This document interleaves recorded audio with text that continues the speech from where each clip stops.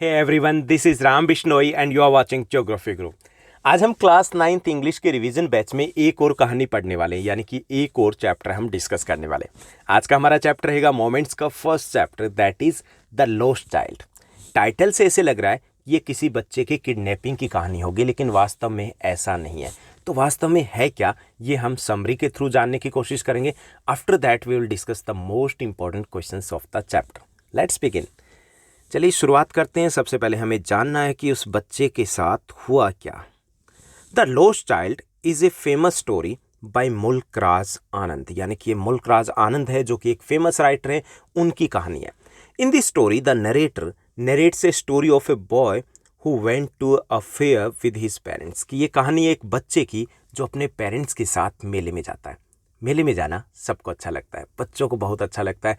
खरीदने से ज़्यादा शौक होता है उन चीज़ों को देखना, देखते जाओ देखते जाओ देखते जाओ।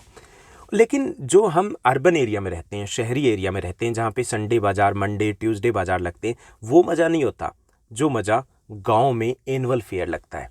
वहाँ पे कुछ अलग ही स्वेग होता है। तो यहाँ पर उसी टाइप के एक फेयर की बात हो रही है जो एनुअल फेयर है, गाँव का फेयर है।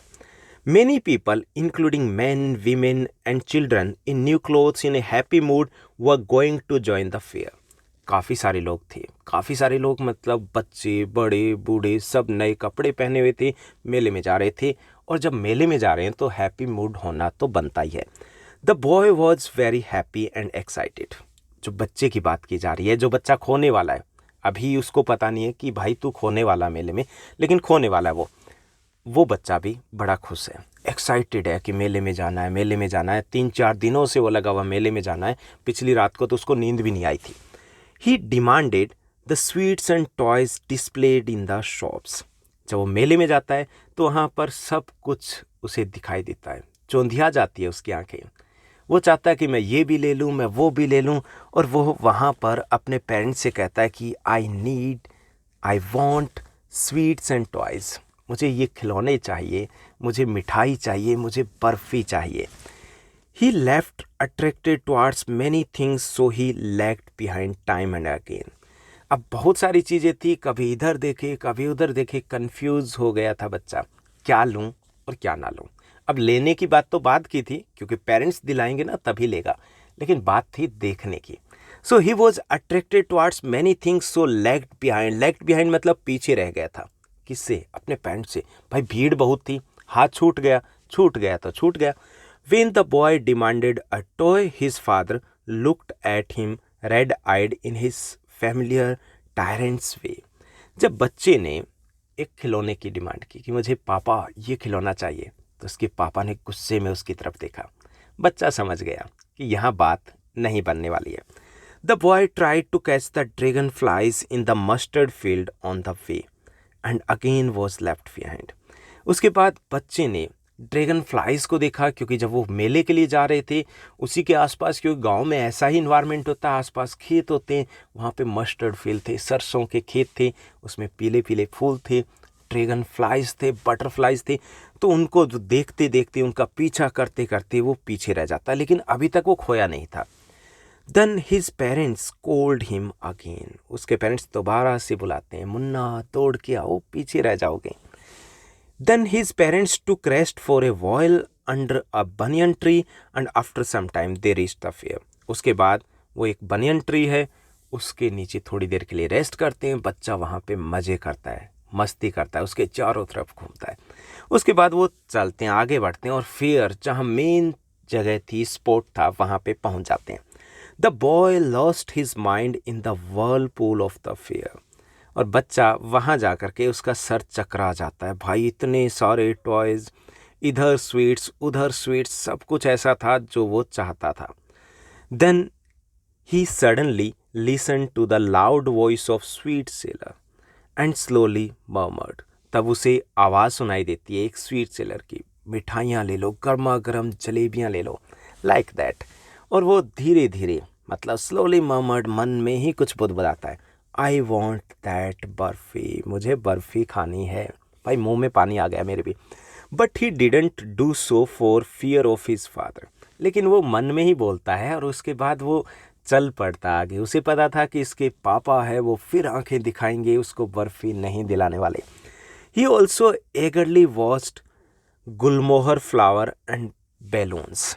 इसके साथ साथ वहाँ पे गुलमोहर के फ्लावर्स होते हैं, बैलून्स होते हैं, उनको भी देखता है, सिर्फ देखता है। हिम्मत नहीं होती कि अपने पेरेंट्स को बोल दे कि मुझे ये चाहिए, क्योंकि इसे पता था कि रिप्लाई तो वही आना, ना मुन्ना ना। Then the boy boldly requested his parents to let him have a ride on roundabout and turned back to took them. बच्चा और आगे बढ़ता है। वहाँ पे राउंड अबाउट एक झूला लगा हुआ था, बड़ा सा स्विंग था। अब बच्चे ने हिम्मत कर ली, यहाँ पे बच्चा पिघल गया। उसने कहा चलो डांटेंगे वो अलग बात है, लेकिन अब मुझे चाहिए कि मुझे झूला लेना है। उसने कहा और पीछे मुड़ के देखा, टर्न्ड बैक टू लुक दम, कि पेरेंट्स का रिएक्शन क्या रहेगा। But to his surprise no sign of them was there. लेकिन वहाँ कोई नहीं था, क्योंकि वो मिठाइयाँ देखते देखते, टॉयज़ को देखते देखते काफ़ी आगे निकल चुका था। So actually he was lost in the fair. अब वो खो चुका था। A full deep cry rose within his dry throat with a sudden jerk of his body.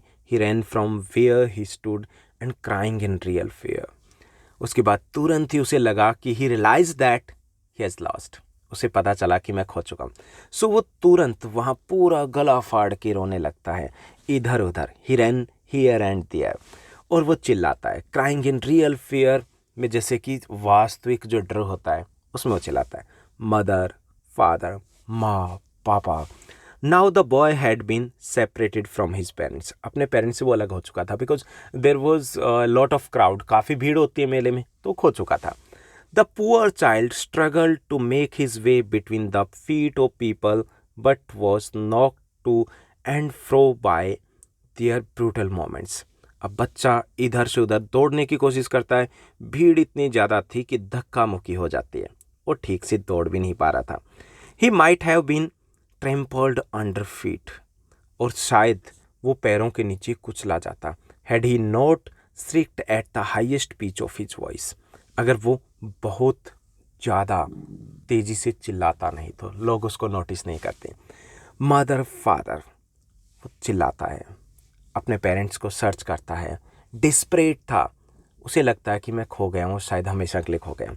The boy was not able to find his parents anywhere, लेकिन उसे अपने mummy papa कहीं दिखाई नहीं देते। भाई भीड़ में कहाँ से दिखेंगे, और वो छोटा सा बच्चा था।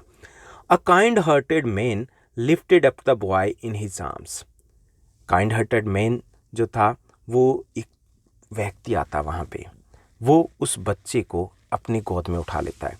And tried his best to console the boy, और ट्राई करता है कि उसको कहने की, मुन्ना यहीं आपके मम्मी पापा, मैं जानता हूँ उन्हें, आपके घर छोड़ आऊँगा, ये तो बताओ कहाँ थे, कहाँ, आपका नाम क्या है, आपके फादर का नाम क्या है, कहाँ आपका घर है, लाइक दैट। और उसे कहा कि आपको ये दिलाएंगे, वो दिलाएंगे, लाइक दैट।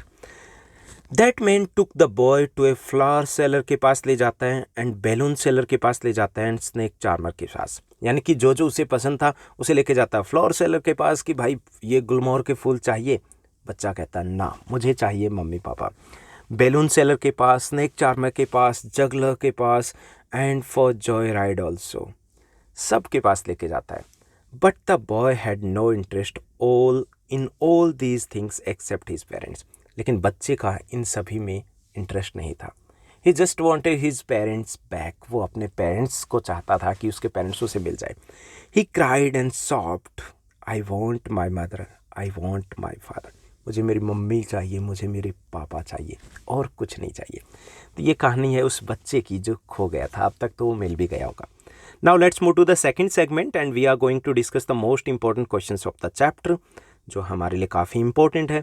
फर्स्ट जो क्वेश्चन बनेगा आपका मोस्ट इंपॉर्टेंट में, that is where did the child go with his parents and what did he want there.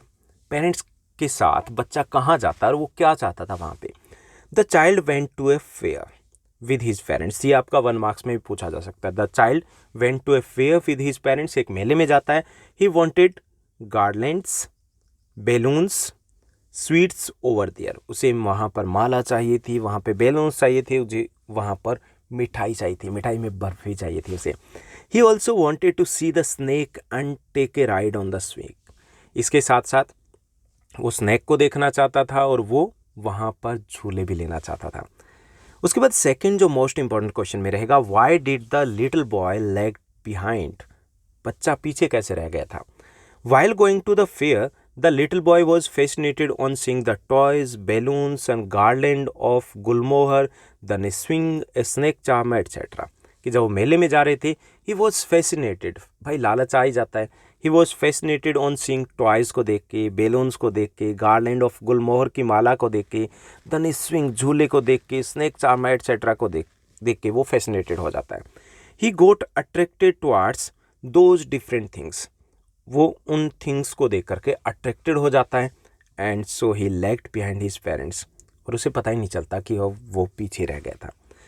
Next जो हमारा थर्ड मोस्ट इंपॉर्टेंट क्वेश्चन रहेगा इस चैप्टर से related, why didn't the boy wait for an answer after he had pleaded for sweets? बच्चे को sweets चाहिए थी, उसे बर्फ़ी खानी थी, लेकिन वो सिर्फ अपने मन में बोलता है आई वॉन्ट बर्फ़ी, लेकिन अपने पेरेंट्स के रिप्लाई का वेट नहीं करता, आगे चलता है. क्यों ऐसा क्यों होता है? The boy didn't wait for an answer after he had pleaded means requested for sweets, because he knew that his parents would say that he was greedy and would refuse to buy the sweets. क्योंकि उसे पता था कि उसके parents कहेंगे कि ना तुम तो बड़े लालची हो, और उसे मना कर देंगे. So he didn't wait for the answer, इसलिए उसने आंसर का वेट ही नहीं किया, आगे चल दिया. फोर्थ जो मोस्ट इंपॉर्टेंट क्वेश्चन में रहेगा, what was the first reaction of the child when he realised that he had lost his parents? बच्चे का पहला रिएक्शन क्या था जब उसे पता चला कि वो खो चुका है? वो खो चुका है या उसके पेरेंट्स खो चुके हैं? कोई एक तो खो गया था. ओके, वैसे बच्चा ही खोया था. तो उसका पहला रिएक्शन क्या था?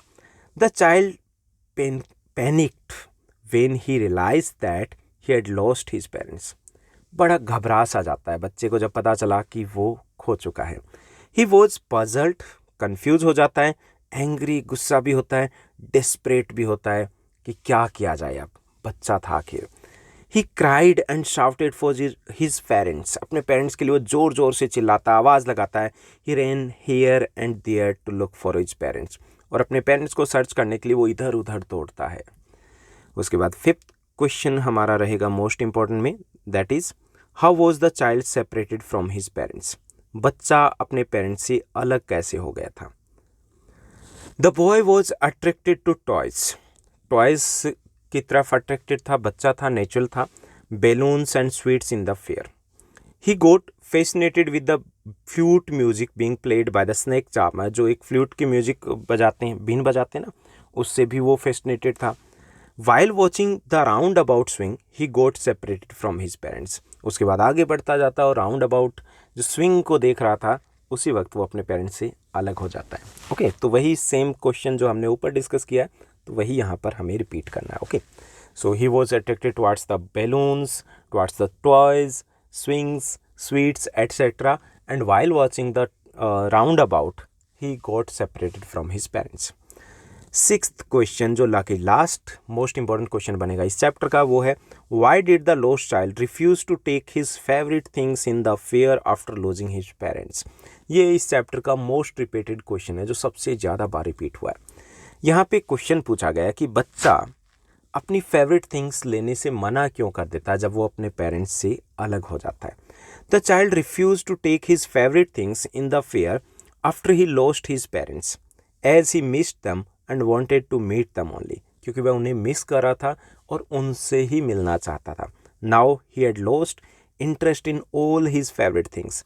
अब उसने सारा इंटरेस्ट जो था उन फेवरेट थिंग्स में वो उसका जा चुका था. He just wanted his parents. तो ये था हमारा आज का चैप्टर. आई होप दैट कि आपको अच्छे समझ में आया होगा. अगर ये वीडियो आपको अच्छी लगी, ठीक से समझ में आया, तो इस वीडियो को लाइक और शेयर करना मत भूलिएगा. Thank you, bye bye, have a nice day.